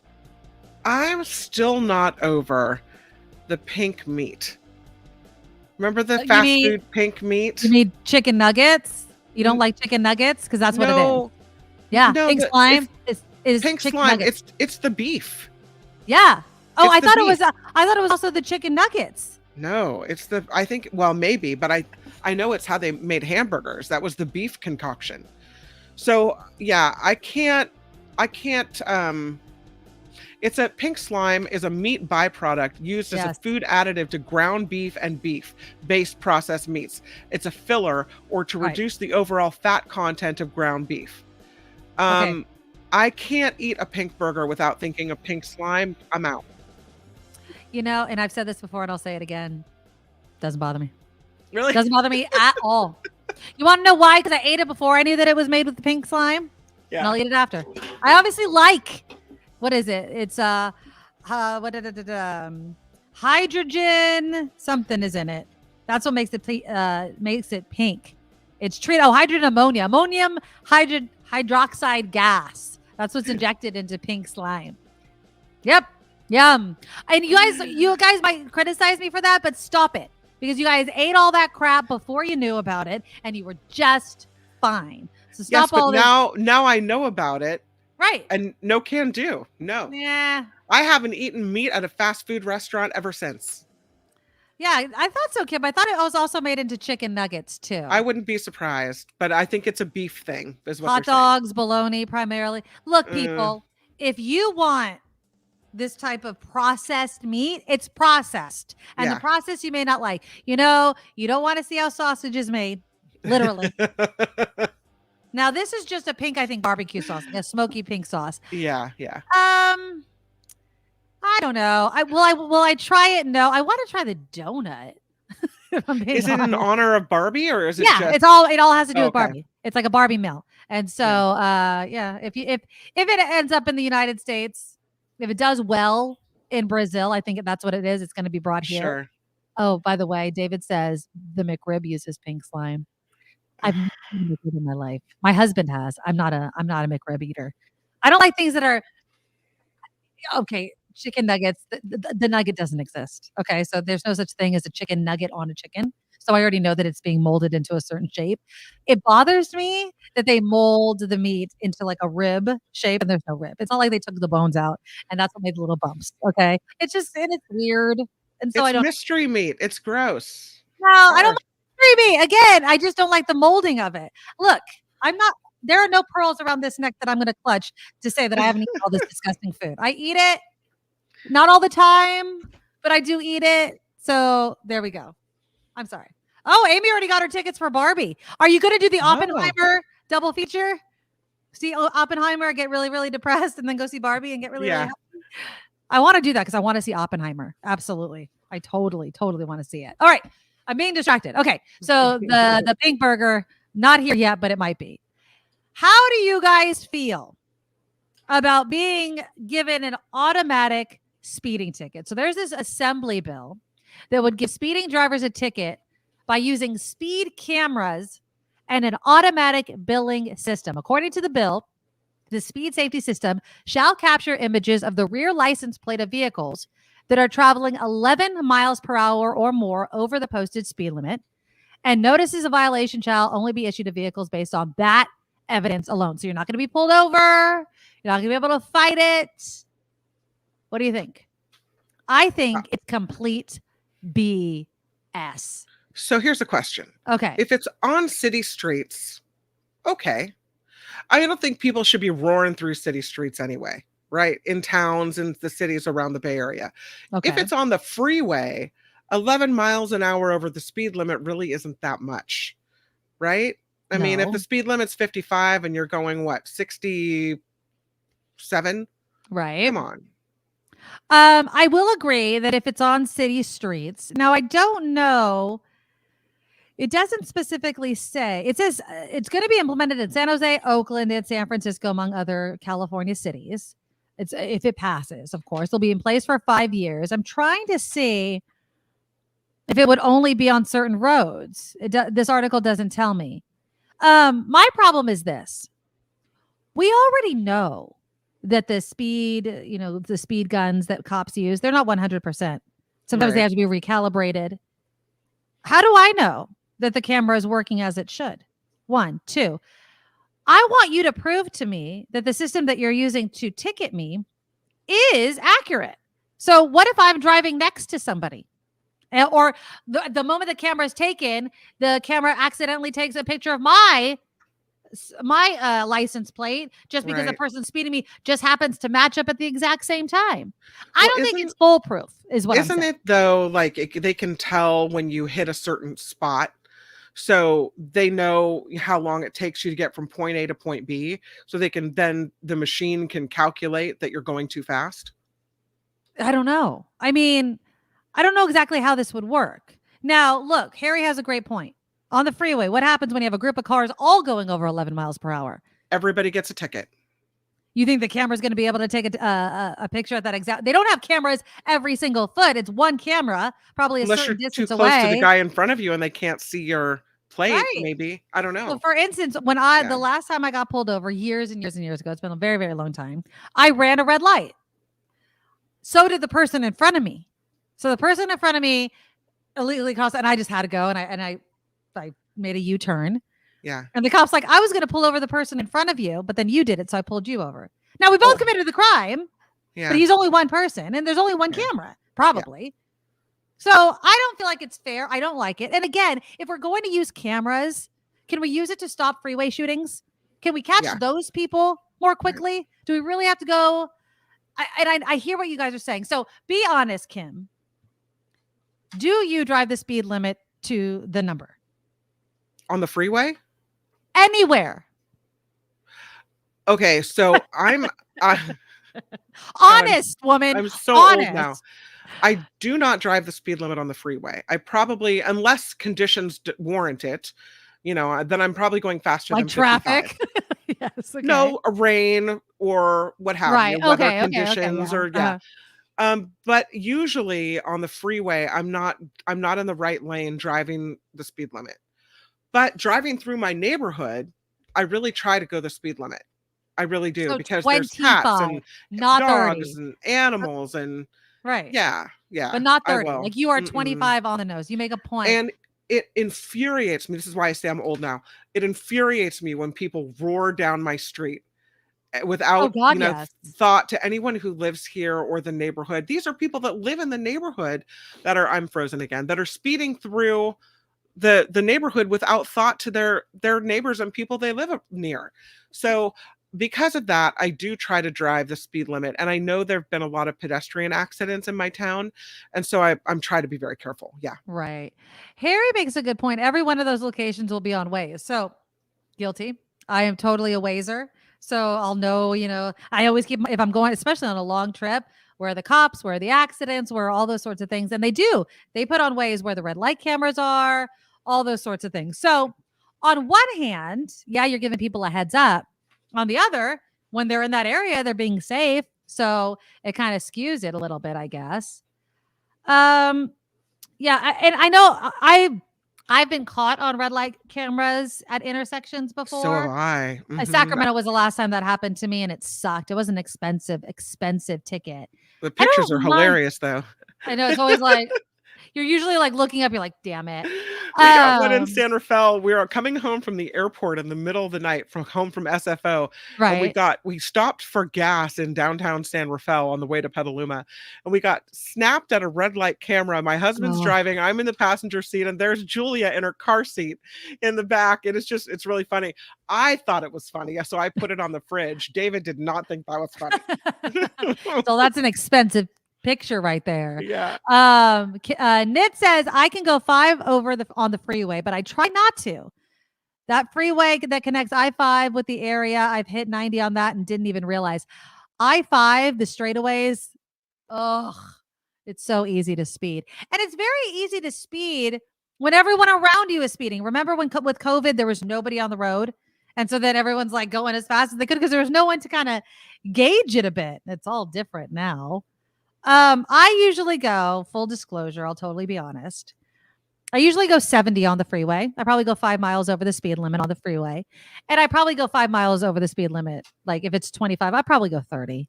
I'm not jamming, but I'd be lying if I say I go exactly 25. Between 25 and 30. I'm not much of a speeder. You know what I am? I'm a get up and goer. Like if the light is green, freaking go. Like let's not, and I have a Prius, so I know that it wastes gas I'm not slamming, but I'm going. Go. Just go. I dislike people that just freaking, the gas is on the right, the brake is on the left. Just So freaking go. I used to, work many years ago when I was working overnights at KGO. Right. I would make beat calls, and I made friends with this police officer in San Francisco who would answer the phone at night. Right. And so sometimes we go out to breakfast in the morning, just hang out, whatever. And he was telling me in San Francisco, and I would imagine this is applicable everywhere, but especially in the city, you should always count when the light turns green. Okay. 1,000, 2 1,000. Oh, before you go, because somebody might be 3 going 1,000. through. He said, if you do that, you will prevent yourself from having serious accidents. And I had always been the kind of person that the minute the light turns green, I'm like, right? Now I find myself Getting honked at all the time. No, I find myself taking a little bit of a slower start, if only to avoid the accidents where someone's coming from the other side and running the red light. Yeah. I hear you. I mean, sometimes I'll look, there's a couple of intersections where by my kids' school, especially, there's a turn, there's kind of a curve in the road as it comes up to the intersection. And so I always feel like people see the light before they see, somebody possibly passing through. So I'll look to the left or the right. That is a good tip. All I know, being honest again, because that's all I could be. If I was behind you, Kim, and you're sitting there 1, 2, 3, that's the amount of time I count before I honk my horn. So like it'll turn green if the car doesn't go. I'm not an immediate honker. I go, because I've been caught. Okay. Like you're looking down I'll at something, whatever. I don't mind being honked at. I'll take the honk because you don't understand that I'm preventing an accident for us both. Could be me. I saved. Could have just saved your life. It's You're okay. welcome. That's exactly right. I blow a little kiss and say thank you so much to you too. I'll blow something. I don't know if it's a kiss, but yeah. Okay. Well, I don't think that this is right. I don't like this bill at all. I feel like if we're going to put resources to something, especially right now when we do, I mean, there was another shooting recently in Oakland where that kid was hit by a bullet. Like we need to get that in order. I want to use the cameras for that. I want to use it to make it quicker for that. Now, speeding, while I agree, is very, very dangerous. I'm not saying it's not. I know that it kills people. People get in major accidents. Absolutely. But if we're going to be investing in something, can we make the investment into something that makes it really just quicker and faster for cops to get where they need to go? Because I think that that's what they should do. New anti-theft gates. Speaking of crimes, new anti-theft gates have been installed at several San Francisco Safeway locations. We've been kind of following that. It's been here in San Jose as well. I bet they don't have it in Petaluma. What you is don't it? have these. It's these anti-theft gates. So basically, when you go into the grocery store with your cart, they only swing one way. So when you go into the grocery store, you just walk through. It's like not a turnstile, but some like the gates just open, but they only open one way. So if you try and fill up your cart and go out the way you came, they don't open. And then if you try to bust through, an alarm is sound and that sort of thing. I haven't seen those in Petaluma. So there was a grocery store, even before all of this, Walgreens news headlines and things like that. There was a grocery store for years by my in-laws that had it. And I actually just thought it was just kind of a way to guide traffic, into the grocery store. I never really thought anything of it. And now when these stories are coming out, I was like, oh, that makes sense. I don't feel like it's any problem. I don't really feel like this is the Bay Area going to hell in a handbasket.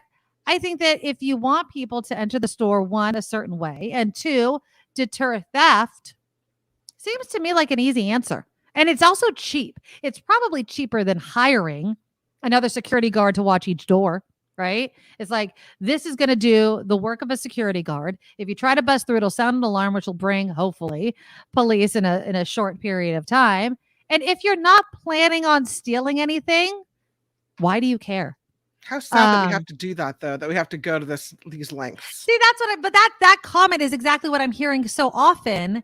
And yeah, Heather says they just put in my local Safeway in San Jose. It was kind of a surprise, but it doesn't really bother me. It is really not, how do I put this? The aesthetic of it, it's not like a metal detector, right? It's not anything like that. It's just, you push your cart through. It's just these like metal bars that are rounded that you just gotta push through. It doesn't seem that bad, and people are just taking it as if this is just the latest nail in the coffin for the Bay Area, and I just don't get it. SF Tesla says Walgreens had a trademark of their milieu as a freebie, as they break easily, and those could hardly hold anyone back. I haven't tried to break one. I think they might be a little bit, but I think the sounding of the alarm, like, I'm not surprised that someone would try to break through it, but I do think that you don't want to sound the alarm. You don't want to bring attention. Perhaps they'll work. Wes says Aldi always had those. See? So I just don't feel like it's that big of a deal. I think that more stores should do it because, unfortunately, the headlines are consumed by the actions of a few. And I totally maintain that. I do not believe all of society, it's just a free for all. I told you about how that guy at Big Lots, I actually witnessed some guy just walking out and I was flabbergasted that I yelled at him. But I was standing with most of the people in the store who would never do anything like that. And yeah, Heather, if you're not planning to steal a bunch of crap, why would you be upset at it? So anyways, I think that it's a good thing. I think it's an answer to something that, we need to address because people, for whatever reason, have to steal things that don't belong to them. Friggin' jerks. Something exciting just happened at my house. Uh-oh. I'm getting pictures. The ice maker that I purchased from Amazon Prime Day has arrived. It's been hooked up. I got a picture of it being hooked up moments ago. And the first ice has fallen. Okay. Is it the ice that you like? It's Nugget Ice. It's nugget ice. I love Nugget Ice. See, Nugget? Now, this is a family that hasn't had ice in a couple of years. The ice You've had ice. You're just lazy. You don't want to make it out of the friggin' thing.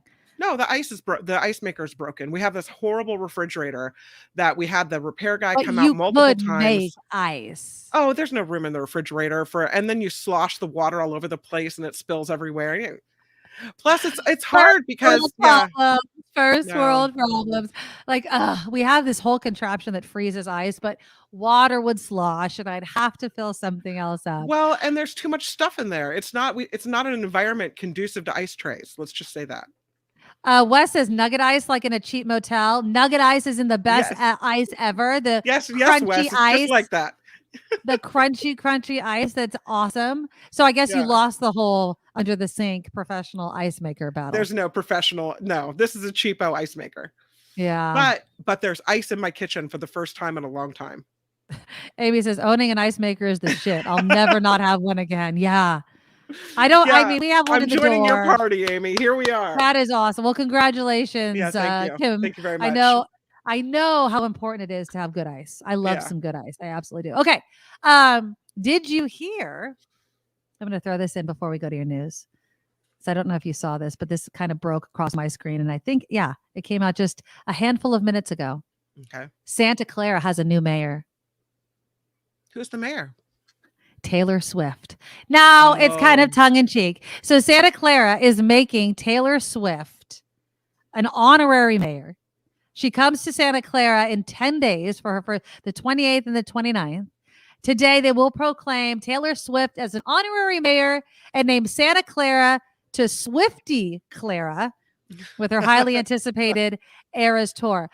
I didn't even share this. Do you want to know how close I came to getting tickets for face value? For face value, $250. I was this close. What happened? Somebody that I know through my kid's school just randomly posts on Facebook. She's like, I have 2 tickets to Taylor Swift that I'm selling. I don't want to overpay. I'm just looking for face value. And I was instant. I was the second comment, but who knows where else she posted it. And I was like, I'll buy him over face value, like whatever. But I was too late. And so I didn't get him. I was so disappointed. If she had known how much you really wanted them, she probably would have gone with you. No, I am absolutely hands down positive. I was not like that she doesn't like me, but I'm sure she knows so many people that are closer to her in like real life that are above me. But yeah, and I feel like so, I'm trying to listen to the radio for stations that I don't work for. I'm trying my hardest to get me and my daughter some tickets, but I don't think it's going to happen because I cannot pay $1,200 a ticket. I know people, none of you think it's a big deal, but I really want to go. I really, really do. But for this weekend or next weekend, Santa Clara will be Swifty Clara, as Taylor Swift is the honorary mayor. Okay, we're gonna do some headlines. Then we come back. We'll stay in kind of the celebrity area. Miranda Lambert. Do we have any Miranda Lambert fans? She chastised someone. She actually stopped her concert to chastise someone in the audience. And now that person or someone from that group is giving Miranda Lambert a piece of her own medicine. Also, America's Got Talent fans, Maureen Langan hopefully will be back on that show very soon. They're demanding that they change the name of the show. And so we'll get into why that is. And I did want to talk about how Martha Stewart is extremely out of touch with the rest of us lower income people. That's all coming up after the news on the Nikki Medoro Show. Now, from around the world to up your street, the Nikki Medoro Show presents News Czar Kim McAllister. I'm so excited about the ice that I don't have a lot of pictures for you, but I do have this fellow. The investigation into the Gilgo, with a G, not a D, the Gilgo beach murders in New York continues as officials build their case against suspected serial killer Rex Hauerman. The search for answers expanding to South Carolina, where FBI agents say they recovered Hauerman's older Chevy Avalanche truck, which could be a potential key piece of evidence in this case. Evidence teams have been back into Hauerman's Massapequa Park home as well. Again, a suspected serial killer killing sex workers on the beach in the Gilgo area of New York. Police are doing an about face. They now say 4 of 6 women found dead in Portland, Oregon, in that area, appear also to be victims of a serial killer.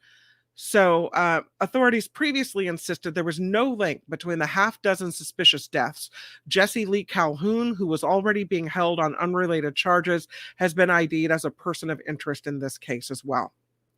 This might not be your ideal vacation spot, just to note, but Russian tour operators are reminding tourists they need to cross through war zones in Ukraine in order to get to their summer vacation in Crimea. The illegally annexed Ukrainian peninsula on the Black Sea is a popular summer vacation destination and an important source of revenue for Putin. Russian tourists will now have to travel through Ukraine after the Kerch Bridge, which connects Crimea to mainland Russia, was attacked by Ukrainian forces. So now if you want to go on vacation, you have to go through a war zone to get there. And I'm thinking, not so worth it. 20% of Apple's growth will come from consumers in India. That is according to an analysis of the next 5 years by Morgan Stanley. Analysts see a stock price target of $220 for Apple, $40 billion of revenue created in India over the next decade. Here in the North Bay, there is a 13-year-old boy recovering after he was bitten by a rattlesnake. This happened near Calistoga. The boy was airlifted to a hospital, treated with anti-venom on Sunday. Authorities didn't provide an update on his condition yesterday, but in early June, a 7-year-old boy was hospitalized after he was bitten by a rattlesnake in Mount Diablo State Park in Walnut Creek. So if you're out in the wilderness, be careful. Some pretty heavy hearts in the South Bay, Santa Clara County Sheriff's Office. They say 2 deputies died last week within days of each other. One was a 27-year-old veteran of the department, Richard Reynolds. He suffered a medical emergency as he was heading out for work. Then over the weekend, a 24-year veteran was killed driving home after his shift. The CHP says a suspected drunk driver or someone under the influence of some substance was going the wrong way on Highway 87 and hit Arturo Romero head-on just a few months before he was due to retire. Bay Area getting a freeway cameras very soon. Caltrans plans to have them installed by this fall in the wake of several freeway shootings, as Nikki mentioned. The latest victim, an 8-year-old boy, still in the hospital trying to survive. He was hit in the crossfire of a gun battle on Friday night on Interstate 580 in Oakland. An Alameda County supervisor says cameras alone won't stop the violence. He wants all cities to work with law enforcement on prevention techniques for this gun violence. A San Francisco grocery store taking action to stop shoplifters. Safeway, as Nikki was mentioning, is putting in new gates at the self-checkout area. The sliding barriers open when the receipt is scanned. Shoppers have noticed them at 2 stores, the Fillmore and the Outer Mission. Other supermarkets using similar devices and limiting entrances. And the Santa Clara County Animal Shelter is apparently at crisis right now. It is so overcrowded that at least 3 dogs were expected to be put down last night, sadly. It will continue as the shelter remains in what they call a code red. Workers say they haven't been pleading for people to adopt since pleading for people to adopt since December, but they continue to get more dogs coming in than are going out. That's so sad. Those with behavior issues, possibly from being abandoned or abused, are first at risk of being put to sleep. And I can't even imagine working in a shelter and working with these animals, and you do that because you love animals, and then having to do that. That's awful. Yeah, it's hard. So if you're thinking about adopting an animal, the shelter in Santa Clara County is the one that needs some help. And lastly, speaking of animals, Otis, the 80-pound dog, is safe after a group of teen hikers carried him down a trail. Salt Lake City native Brett Peterson was backpacking with his son when his dog Otis collapsed suddenly. He noticed Otis's paws were bloodied and he couldn't move. So they ran into Jeff Eves and his young men's group hiking together as part of the Church of Jesus Christ of Latter-day Saints. The teen boys between the ages of 11 and 14 helped carry Otis down, rotating some of the most difficult parts of the trail. Eves praised the boys for being willing to carry another person's burden, even though the path was rocky. Good boys. That's awesome. That is a great story. I'm Kim McAllister, and this is the Nikki Medoro Show. Thank you, Kim. Click that thumbs up button to show your support of the show. Please do that. All right. Now, I was just talking about Taylor Swift, and I know many of you don't agree with me. You don't like her. I feel like she's not everybody's cup of tea, but if you know her history, her work, the fact that she's re-recording all of her sounds. Did you know, Kim, I don't know if you're a big Swiftie or not, did you know that it was actually Kelly Clarkson's idea for Taylor Swift to re-record all of her songs? No, I didn't. So if you don't know the background, Scooter Braun and Taylor Swift, she dislikes the guy. He got all of her masters. It was big news I think like 4 years ago. And Kelly Clarkson just tweeted at her or Instagram, whatever, sent a message on social media, said, just an idea. And I think the anniversary of it was like yesterday or the day before. So that's how I know, because I didn't know this either. She's like, you could probably just re-record everything and then add a little bit of new art or something so people want to buy that album instead of the old one. She's like, I would buy all your albums, your new ones. And so anytime you listen to Taylor Swift on the radio or whatever, it's the Taylor version. She re-recorded it. A lot of work to do that. She's been doing this since she was like 14 years old, by the way. Yeah. So she's been doing this for a very, very long time. When you are an artist, when you work on something, when you're singing, you probably want people to pay attention, right? Well, I think Miranda Lambert was a bit frustrated at one of her concerts. Now, she's about to sing a song. I'm going to play you the video of it. And she basically is in the middle, right at the beginning of singing it, when she stops the concert because she is basically fed up. Here we go. I'm going to stop right here for a sec, Danny. I'm sorry. These girls are worried about their selfie and not listening to the songs, pissing me off a little bit.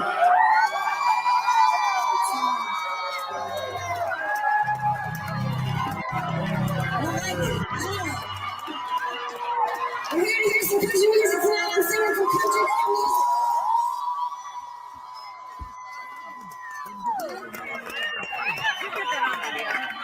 Shall we start again? Okay. So what was she upset about there? So I'm going to show you the picture. So apparently these ladies, hold on, let me bring it up.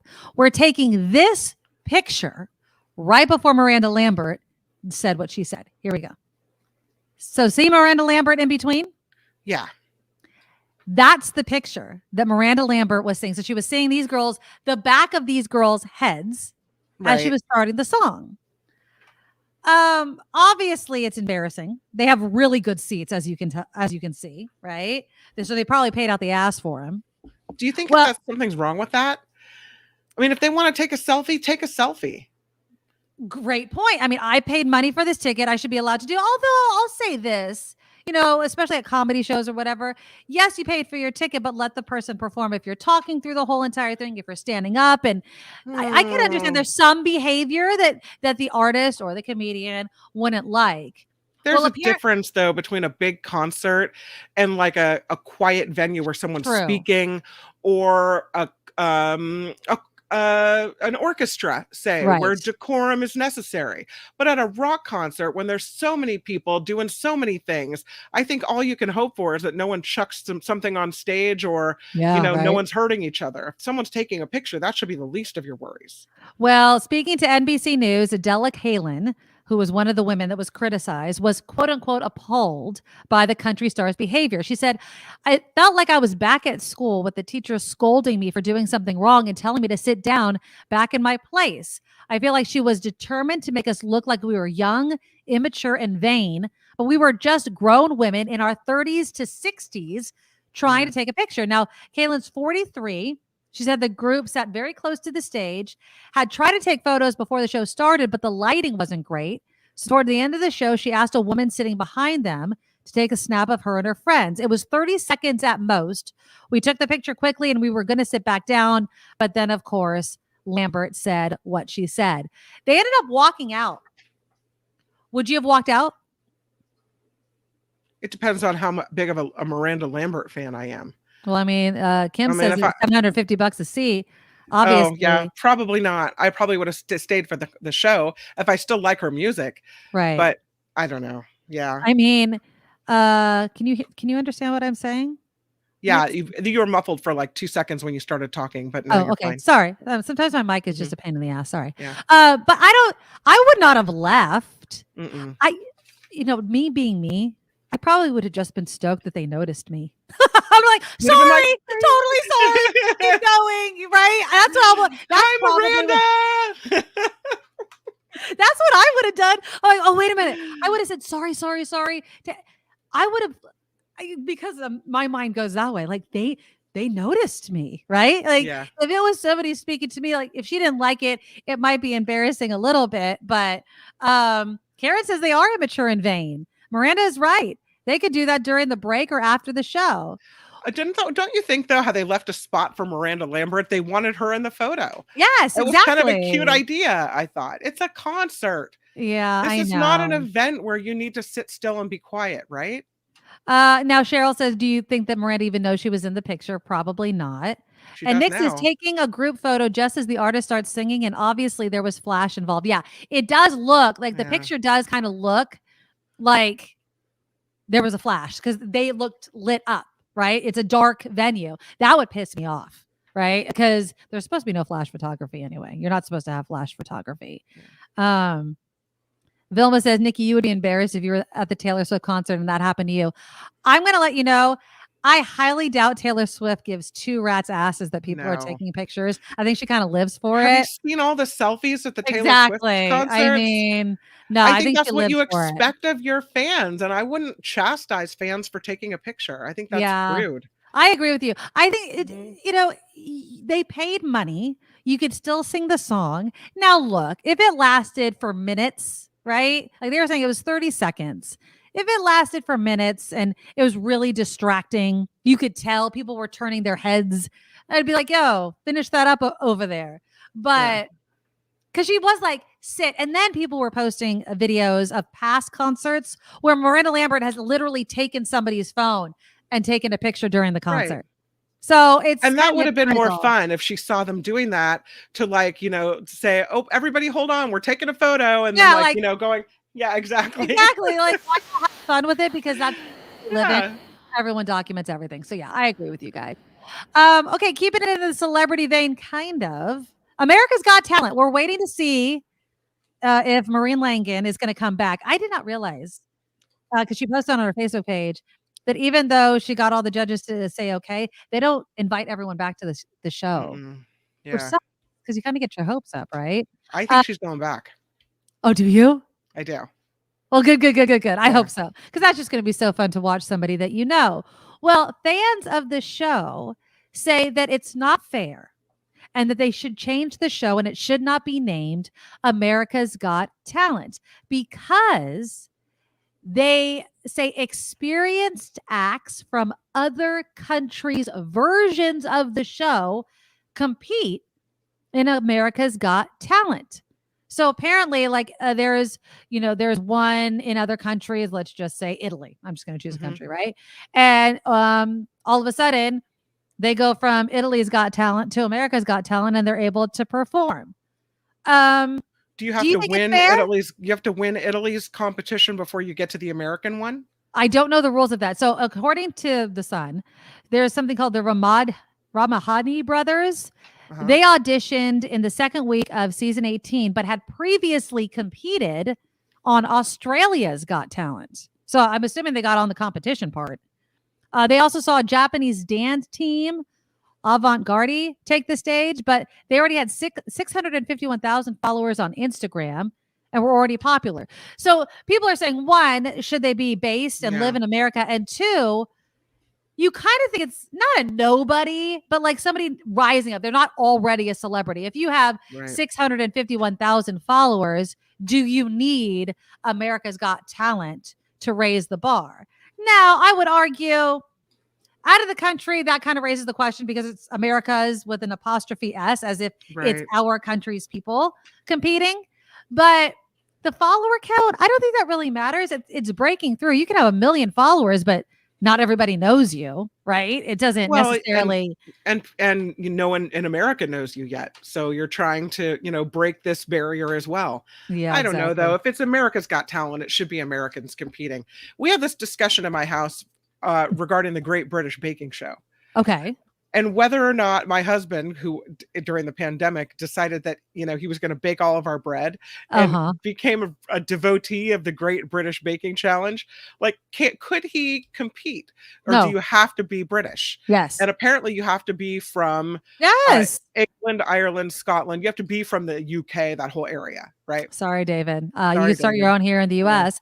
And Kim says they should change the name because I think they have Europe's Got Talent too. Are Americans allowed there? Maybe they are. I don't know. Right. But American Idol is only Americans. Yeah. So, or maybe they have an America's Got Talent, and then for whoever wins all the competitions around the world, they go to the World Championships Got Talent.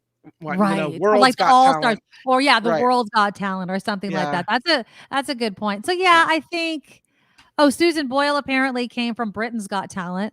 So, I think it's one of those things where, again, now that we know Maureen's in it, are you competing against your fellow Americans? Or are you competing against the friggin' world over here? Right. And that has to make it even harder for Americans to get on the show.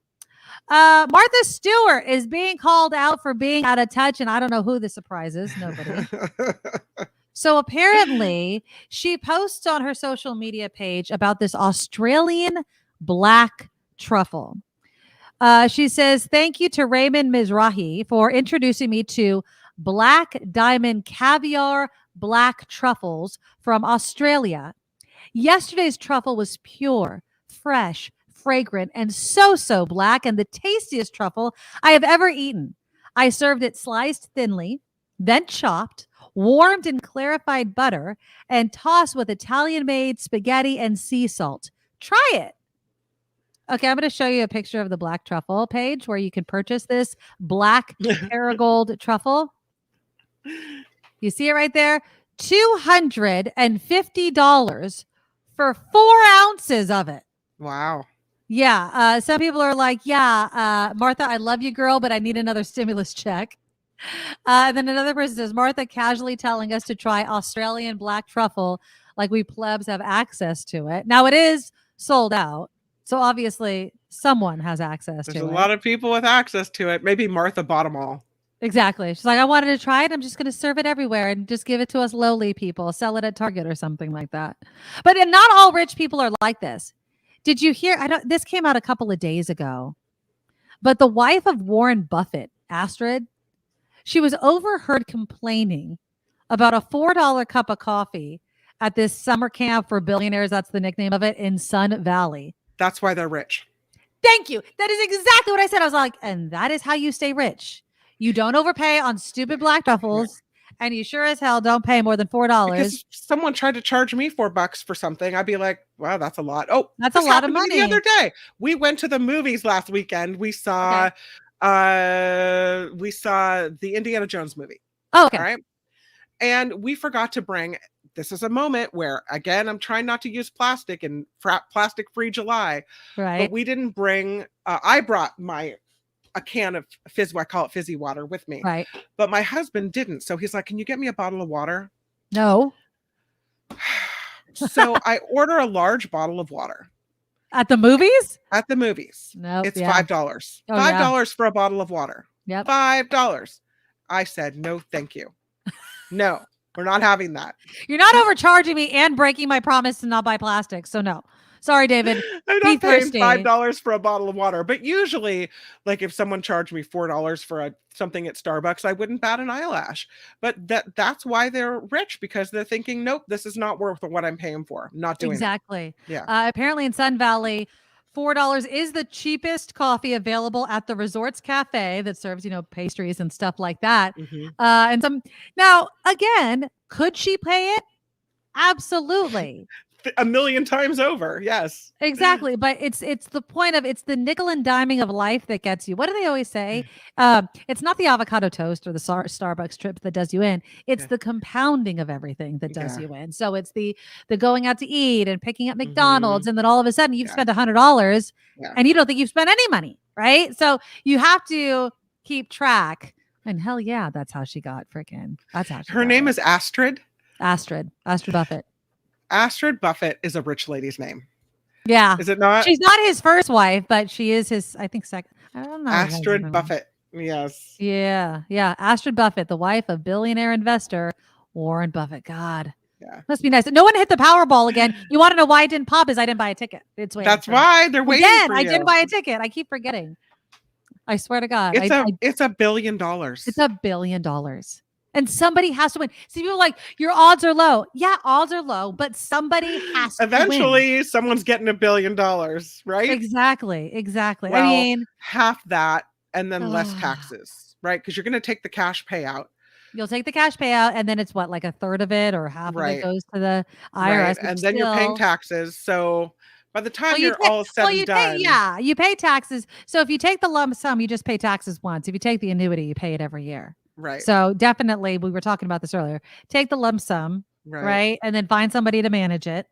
Live off the interest, which you should. I think someone was on the news this morning. I think they were saying you get like $30 million a year after taxes. I mean, come on, people. I swear to God. I mean, it is just too much money. But you can't win if you don't play. I got to buy my ticket, though. I really, really do. Okay, finally. We've been following the writer's strike, the actor's strike. Yeah. There is a series that has gotten a waiver to continue production. Oh, which series? It is the popular Christian-based TV series, The Chosen. Have you seen it? I no. don't. My parents watch it. I have not watched it. Apparently, it's really well done. So apparently, showrunners announced on Sunday that they had gotten the green light to move forward with production, including their main cast, several of whom are in the Actors Union. This is the first show to catch a break. Now, some people may be starting to scream, oh my God, it's because it's religious. No, that has nothing to do with that. Now, I don't know how you feel about this, but apparently It's because it's an independently run production. So it has nothing to do with the studios. It has no ties to a TV or movie studio as far as funding. It basically, I didn't know this because I don't watch the show. It started as a crowdfunded show and initially got off the ground crowdfunding, but it's gone mainstream. You can watch it on Netflix, Amazon, CW, Peacock, other places like that. So yeah, that, my friend, is why The Chosen will still have production, which I guess makes the case for more independent studios and production companies. You can get big names. You get a waiver from strikes like this. Could be a double-edged sword if you're really trying to make an impact, though.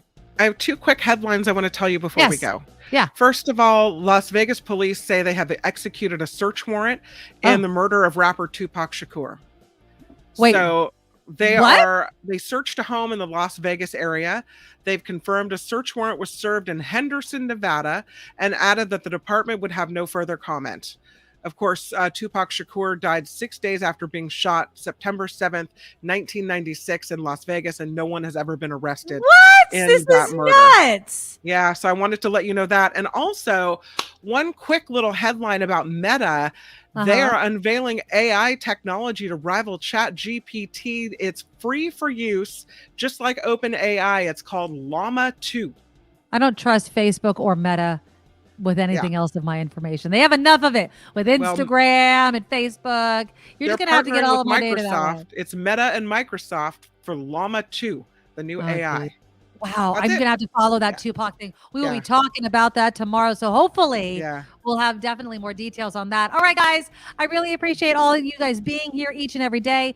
Please click the thumbs up button to show your support of the show. The super chat, you can donate even during the replay.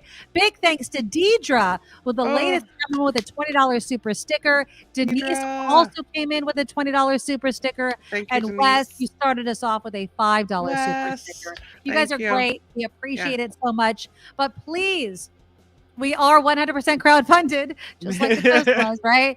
We want to grow just as big. So please become a monthly Patreon subscriber. You choose the amount. You could bump up the amount. Thank you to everyone who's done that. Just go to the NikkiMedoroShow.com. Click the Patreon link. Become a Medorable. We really appreciate it, and we depend on it so very much. We don't want to break you. But if you can donate, we would absolutely love it. And again, just go to the NikkiMedoroShow.com for all the ways to share our show with all your family and friends. All right, we'll talk tomorrow. Bye. Nikki, you're all so awesome. You're proud, like a beautiful blossom. You're all so the best. I really can't rest. You're all so awesome.